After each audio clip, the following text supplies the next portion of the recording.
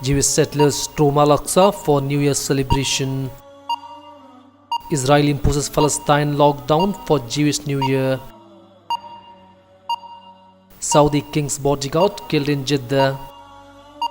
Saudi Arabia, fire breaks out in train station in Jeddah.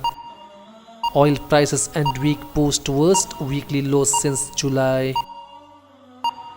2 terrorists neutralized in southeastern Turkey. Germany, woman attacked at anti-Islamophobia event. Death toll from Indonesia quake crisis to 30. Afghanistan, protest over civilians' death turned violent. 3 killed, 17 injured in blast in southwest Pakistan. Northeast India, death toll from rain flooding tops 90. Kashmir, restriction imposed after late night protest.